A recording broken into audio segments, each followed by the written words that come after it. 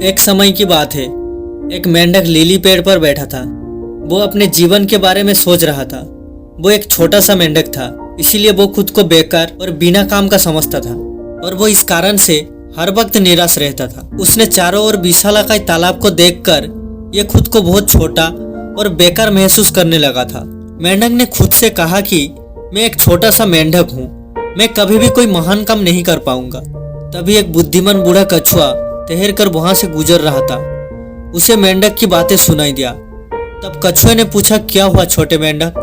तब मेंढक ने कहा, मैं खुद को छोटा और बेकार महसूस करता हूँ, मैं कभी भी कोई महान काम नहीं कर सकता। तब कछुए ने कहा कि किसने बोला कि आप कुछ नहीं कर सकते? आप भी अन्य लोगों की तरह ही महान कार्य करने में सक्षम हैं, आपको बस खुद पर विश्वास करना होगा। तब मेंढक ने कहा कि मैं बहुत छोटा हूँ, मैं कभी भी कोई महान कार्य कैसे कर सकता हूँ? तब कछुए ने कहा कि आकार कोई मायने नहीं रखता है, ये बस आपके दिल में एक डर है। यदि आप में बड़े सपने देखने का साहस है तब कुछ भी हासिल कर सकते हो।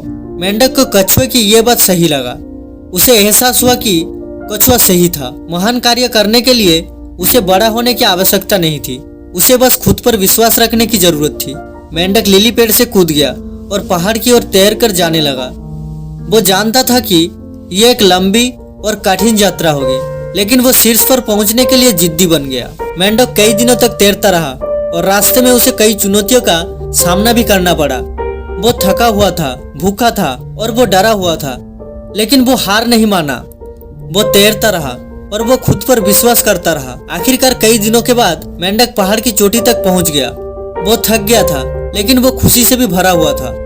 उसने कुछ महान उपलब्धि हासिल की थी और उसने ऐसा इसलिए कर पाया क्योंकि उसे खुद पर विश्वास था। मेंढक ने अपने नीचे विशाल नजारा को देखकर जो भूख था, डर था, वो खुशियों में बदल गया। वो जान चुका था कि वो जो भी ठान लेगा वो कर सकता है।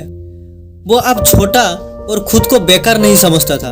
वो एक मेंढक था जिसने एक पर्वत पर विजय प्राप्त कर ली। दोस्तों, इस कहानी से हमें यह सीख मिलती है कि अपने आकार और परिस्थितियों को आप पर हावी नहीं होने देना है। अपने आप पर विश्वास रखना है कि आप भी कुछ भी हासिल कर सकते हो। अपने सपने को मत छोड़ो, चाहे वो कितना भी कठिन क्यों ना हो। दोस्तों, ये मोटिवेशनल स्टोरी आपको जरूर पसंद आई होगी और ऐसी मोटिवेशनल स्टोरी सुनने के लिए और लाइफ में कुछ बड़ा करने के लिए हमारी चैनल को सब्सक्राइब करके रखिए, ताकि मैं कोई भी स्टोरी अपलोड करूं आप सबसे पहले सुन पाए। धन्यवाद।